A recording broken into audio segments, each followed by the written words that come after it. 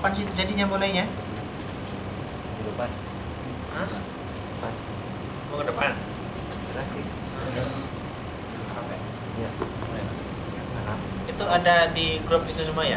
Nanti Berarti saya bikin. saya informasikan lah. Baik, sedikit halaman 93 ayat yang ke-92. Lihat ya. Ada dua hal nanti. Baik, pertama, wa ma kana lil mu'minin ay yaqtula mu'minan illa khata'a. Jika terjadi nanti gini. Ada kasusnya membunuh tapi nggak sengaja. Ingat ya, membunuh tapi tidak sengaja. Bisa jadi dia pengen menembak burung tapi ternyata meleset dan kena orang, sampai meninggal. Nah, itu. Maka hukumannya di sini adalah wa man qatala mu'minan khata'an, dan dia seorang mukmin. Kalau kafir lain lagi ya. Nah, kalau kafir kirain aja. Di sini ada dua pengkhususan. Yang pertama tidak sengaja, dan yang kedua adalah orang mukmin. Gitu. Dan itu tidak sengaja tadi bukan berarti apa namanya nggak mati. Di sini mati ya. Kalau nggak mati nanti beda lagi. Jadi wa man qatala mu'minan khata'an fatahriru raqabatin mu'minah, maka hukumannya harus pertama memperdagangkan budak, berarti atau musallamatun ila ahliha, atau kalau dimaafkan dari pihak ahli warisnya, ini tanpa sengaja loh. Jadi mau melempar apa gitu, kemudian meleset kena orang sampai mati, maka hukumannya adalah harus memperdagangkan budak. Atau di sini ada dua, memperdagangkan budak dan wadiyatun musallamatun ila ahlihi, dan memberikan diat atau memberikan diat itu kalau membunuh sampai mati tadi tanpa sengaja, dan itu orang muslim, orang mukmin, dan berada di daerah orang muslim. Nah, dia muslim, berada di daerah muslim, kemudian saudara muslim lah, dan dia tanpa sengaja tadi, maka hukumannya adalah harus membayar 100 ekor unta. Nah, 100 ekor unta itu dibagi jadi 5. Ya nggak asal, yang penting 100. Oh, enak kali. Dibagi jadi 5. 20 ya. 20 kali 5 kan 100 tuh. 20 pertama itu umur 1 masuk ke 2, harus tuh sebanyak 20. 20 kedua umur 2 masuk ke 3. Yang ketiga 20 ketiga umur berapa? 3 masuk ke 4. Kemudian 4 masuk ke 5. Nah, dan 20 terakhir itu harus bunting. Harus hamil. Harus keadaan hamil. Itu. Jadi kalau dibuat rata-rata satu unta itu 30 juta, dapat nggak ya? 40 ya. Lah yang putih lebih mahal ya. 50 lah katakanlah. 50 juta, 50 kali 100. Nah itu harus diberikan kepada ahli warisnya. Itu kalau nggak sengaja lah. Kalau sengaja nanti di ayat sebelum 3-nya. Itu yang nggak sengaja. Illa ayyasaddaqu. Nah, kecuali ahli warisnya itu memaafkan, itu sedekah baginya. Itu kalau dimaafkan. Kalau nggak dimaafkan dikisos. Jadi pilihannya dua, mau dikisos atau mau bayar. Nah, gitu kan? Kisos berarti harus mati dia. Itu kalau orang membunuh di daerah orang muslim dan dia muslim. Jadi dia muslim di daerah orang muslim dan tidak ada penekanan, artinya bukan di daerah orang non muslim. Sesama muslim tanpa sengaja. Yang kedua kasusnya fa in kana min qaumin aduwwil lakum. Jika ada seorang mukmin tapi tinggalnya di daerah orang kafir. Kalau yang tadi kan orang muslim tinggal di daerah orang muslim. Sekarang yang kedua, orang muslim tapi tinggalnya di daerah orang kafir. Jika membunuh tanpa sengaja maka di sini cukup dengan wa huwa mu'minun fatahriru raqabatin mu'minah. Cukup satu, yaitu memperdagangkan budak saja. Kalau yang tadi kan memperdagangkan budak plus memberikan bayar. Ya. Nah, kalau yang tinggalnya di daerah orang kafir itu cukup dengan memperdagangkan budak. Sekarang budak nggak ada loh. Udah nggak ada perbudakan. Yang ketiga, wa in kana min qaumin bainakum wa bainahum mitsaq. Yang kita bunuh itu orang kafir, tetapi orang kafir ini kafir dhimmi. Kafir yang di atas perlindungan orang Islam. Dia kafir sih, kita bunuh tanpa sengaja, dan tetapi muslim kafirnya itu kafir yang di bawah kekuasaan atau di bawah pengawasan, di bawah perlindungan orang muslim. Nah, itu hukumannya fadiyatun musalamatun ila ahliha. Jadi cukup dengan memberikan ada dua. Yang pertama itu harus membayar seperti tadi, dan yang kedua harus tahrir raqabah, juga harus memerdekakan budak, sama dengan yang pertama. Walaupun itu orang kafir, karena orang kafirnya di atas perlindungan orang Islam. Maka kata Rasulullah, man adza dzimmiyan faqad adzani. Siapa yang menyakiti orang kafir dzimmi, orang kafir yang di bawah perlindungan orang muslim, maka sama dengan menyakitiku itu. Menyakitiku, kata Rasulullah. Jadi orang kafir walaupun di bawah pengawasan itu statusnya sama dengan orang muslim dalam segi hak, ya. Faman lam yajid, tetapi jika tidak ada nih, bagi yang miskin, sudah bunuh miskin lagi gitu kan, bayar gak ada uang, memerdekakan budak apalagi gitu, ada solusi. Tetapi harus dari ini loh, ahli warisnya nih, tergantung ahli warisnya. Faman lam yajid fasiyamu syahraini mutatabi'aini taubatan minallah. Untuk bukti kalau dia mau tobat, kalau gak ada harta tadi, maka harus berpuasa 2 bulan berturut-turut. Seandainya sudah 1 bulan, 2 bulan tinggal sehari, batal, pulang dari awal lagi. Itu sama dengan kafaratnya orang yang berhubungan badan ketika siang Ramadan. Nah, itu juga 2 bulan berturut-turut. Sebulan aja nyolong, apa 2 bulan ya?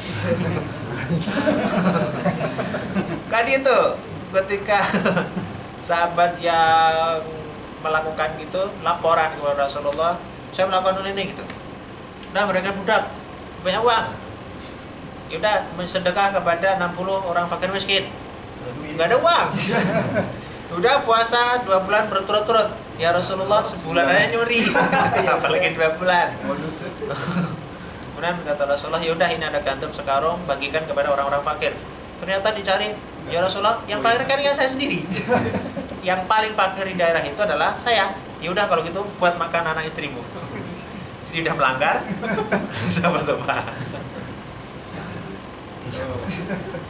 Sudah miskin gak tahu diri. Itu hukuman bagi orang yang membunuh tanpa sengaja. Kalau sengaja itu hukumannya di ayat 93. Wa may yaqtul mu'mina muta'ammidan, coba dibaca. 93. Dan siapa yang membunuh seorang yang beriman dengan sengaja, maka balasannya ialah neraka jahanam. Dia kekal di dalamnya. Allah murka kepadanya dan melaknatnya serta menyediakan azab yang besar baginya. Ya udah titik ya, harus kita terangkan lagi. Itu kalau sengaja. Kalau sengaja udah nggak ada ampunan lagi. Udah kayak gitu. Itu bunuh orang, apalagi bunuh diri.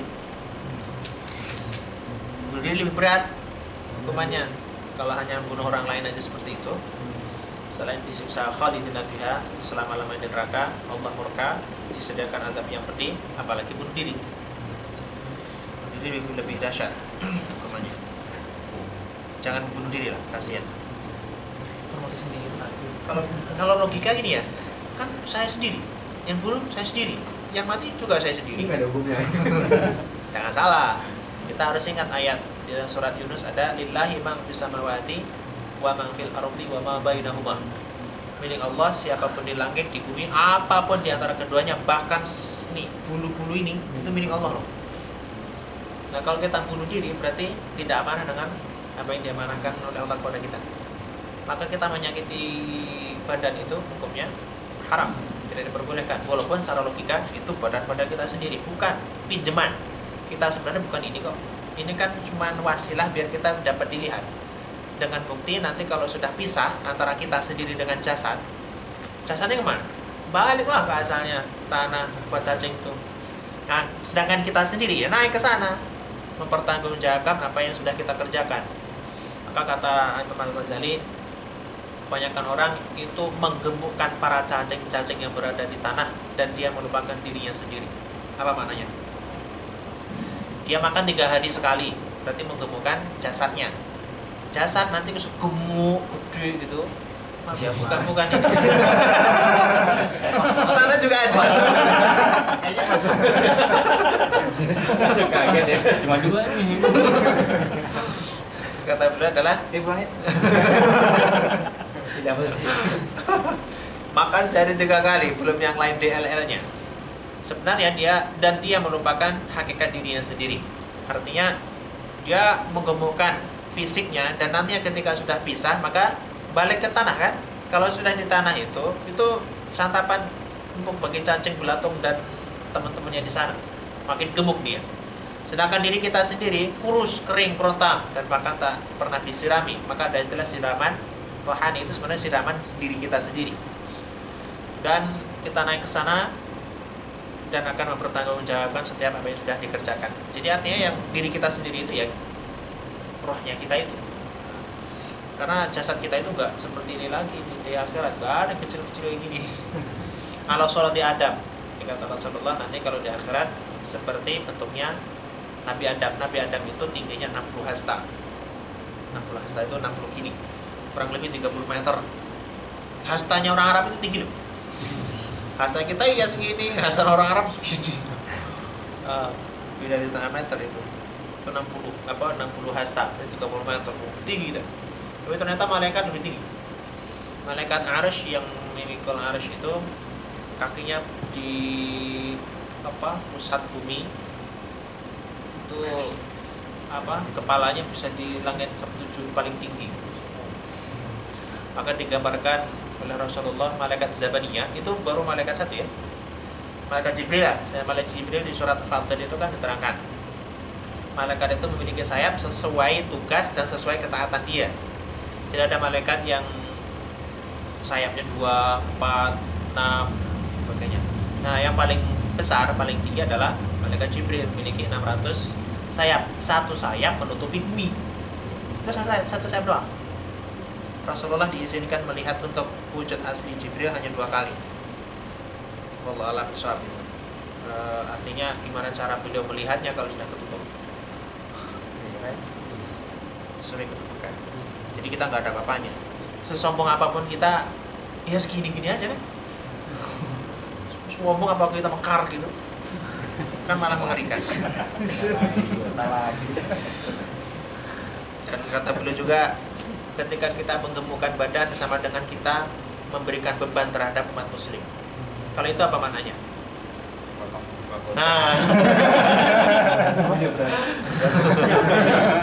kasihan, berat. Kayak roda aja. Di situ makna beliau. Bahkan kalau beliau ketika masih benar-benar mendalami tasawuf atau sufi, beliau itu sufi tapi sufinya bukan wahdatul wujud seperti jadi jenar yang kita kenal itu.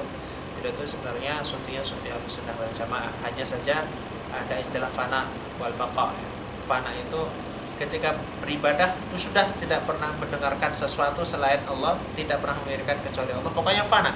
Arti fana itu sudah tidak memperhatikan di sekelilingnya, tidak mendengarkan apapun yang berada di sekelilingnya.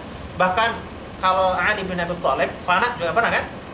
Ketika kena panah kemudian dicabut ketika sadar nggak mau, dan beliau mengatakan cabut panah itu ketika saya lagi sholat. Cabut tiba-tiba selesai sholat belum sudah cabut tuh.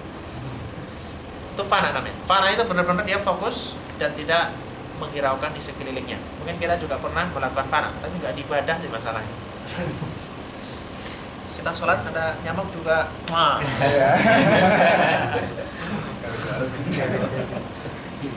Tuh, jauh kita, tetapi kita ya gitulah. Tapi kita satu hal yang dijanjikan oleh Rasulullah. Rasulullah itu sangat merindukan umatnya. Pernah dengar hadisnya ya? Ketika Rasulullah itu menangis suatu saat dan sahabat nanya, "Ya Rasulullah, apa yang membuat kau menangis?"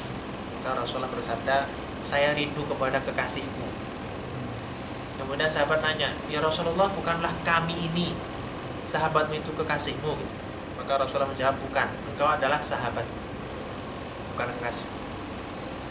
Kemudian sahabat nanya, "Ya Rasulullah, terus siapa kekasihmu yang sampai engkau merindukan seperti itu?" Maka Rasulullah bersabda, mereka ini adalah umatku, umat setelahku yang mereka itu beriman kepada Allah dan mengikuti sunnah-sunnahku padahal mereka belum pernah melihat. Insyaallah termasuk kita. Tapi satu syarat, iman dan 100% kita mengikuti sunnah-sunnah Rasulullah. Baik, kemudian di ayat 102 sedikit ya. Ayat 102 ini menggambarkan di dalam situasi peperangan pun masih ada perintah sholat berjamaah. Situasi perang. Nih. Fa idza kunta fihim fa aqamta lahumus sholata faltakum ta'ifatun minhum maka. Coba dibaca terjemahan sedikit lagi. Nanti kalau enggak paham nanya ya. Insyaallah semoga paham. Dan apabila engkau Muhammad berada di tengah-tengah mereka, sahabatmu, lalu engkau hendak melaksanakan sholat bersama-sama mereka, maka hendaklah segolongan dari mereka berdiri sholat besertamu dan menyandang senjata mereka. Kemudian apabila mereka yang sholat besertamu sujud telah menyempurnakan atau satu rakaat, maka hendaklah mereka pindah dari belakangmu untuk menghadapi musuh, dan hendaklah datang segolongan yang lain yang belum sholat, lalu mereka sholat denganmu, dan hendaklah mereka bersiap siaga dan menyandang senjata mereka. Udah cukup sedikit. Paham gak kira-kira? Enggak ya. Jadi gini. Ketika misalkan nih perang, musuh di sana menghadap ke sini, kitanya orang muslim ke sana menghadap kiblat ya. Yang paling ringan, menghadap kiblat. Maka ketika sudah siap-siap berperang, belum perang ini. Siap-siap berperang. Kalau siap-siap perang itu biasanya merapikan barisan, mempersiapkan segala macamnya. Nah, ketika seperti itu waktu tibanya sholat, ini ada sebab nuzulnya sebenarnya. Jadi ketika orang kafir itu mengatakan nanti aja kalau diserang pas waktunya sholat. Kalau waktu sholat dia kan lagi sholat kita serang. Gitu. Ternyata turun ayat ini. Nah turun ayat ini tuh mengatakan ya Muhammad engkau sholat. Jadi gini posisinya. Kan menghadap ke kiblat ya. Jadi Rasulullah di depan sendiri. Shopnya tuh dibagi jadi dua baris atau 4 gitu ya. Kemudian kebersamaan ini takbiratul ihram bareng. Takbiratul ihram. Kemudian ketika Rasulullah ruku, maka yang ruku itu baris pertama saja. Baris kedua tetap siap-siap kalau ada musuh datang. Nah, ketika ruku, sujud, selesai, berdiri lagi rakaat kedua, karena sholat di dalam peperangan itu 2 rakaat, dikosor. Ketika berdiri lagi, maka barisan pertama tadi pindah ke belakang. Dia ke belakang, maju ke depan. Dan ketika ruku, sujud, maka yang ikut ruku, sujud, barisan pertama, yang kedua gantian, siap-siap. Paham ya? Itu. Nah, kemudian ketika Rasulullah itu sudah menyelesaikan 2 rakaat, maka nanti barisan yang pertama tadi, nah, itu menyelesaikan, kemudian sampai duduk. Dan ini yang belakang tetap terus bersiap. Kemudian nanti ini yang belakang tadi itu juga mengikuti, menyempurnakan kekurangannya. Kemudian diakhiri salam bareng. Salamnya bareng. Jadi Rasulullah itu sama dengan 4 rakaat. Cuman 2 rakaat dilakukan, 2 rakaat menunggu. Dan salamnya bareng. Nah, kalau misalkan musuhnya di sana, kita berarti kan menghadap ke sana nih. Kan nggak menghadap ke kiblat. Nah, maka imamnya Rasulullah di sana, sholatnya menghadap ke sana, tapi yang separuh menghadap ke sana. Siap-siap. Jadi di sini 1 rakaat, gantian ke sini, dia menghadap, gantian ini yang sholat sama beliau. Nah, gitu. Itu kalau baru siap-siap. Tapi kalau sudah perangan lagi kecemuk, maka 1 orang maju, takbir, menjadi imam, yang lainnya mengikuti. Dan dia harus sudah berada di paling depan. Segitu gentingnya, tapi tetap harus seperti itu. Kemudian takbir, dan sholatnya dengan bil ima. Ima itu dengan isyarat. Ruko, takbir lagi, berarti ruko. Gini aja udah. Jangan lama-lama, ini tebas. Sampai perang. Ini mengisyaratkan kalau di dalam peperangan saja Allah masih menentangkan sholat jamaah, apalagi dalam keadaan aman. Baik ya. Jadi sholat jamaah sekali lagi untuk para ulama walaupun berbeda pendapat, paling ringan itu adalah sunnah muakkadah. Sunnah muakkadah itu selangkah lagi sudah wajib. Ada yang mengatakan apa hukumnya kalau orang laki-laki yang mampu sholat berjamaah tadi sholat sendirian, dia sholatnya tetap sah, tetapi berdosa. Sah sholatnya karena rukun syaratnya ada, tetapi berdosa karena tidak sholat berjamaah walaupun padahal dia mampu. Kalau subuh siangan jam 5 masjid udah nggak ada orang tuh udah sholat sendiri gimana tuh, sama tuh saya juga. Iya enggak, itu kan ada alasan tiduran. Ada tapi bangun bangun nih. Jadi Rufi al-Qalam itu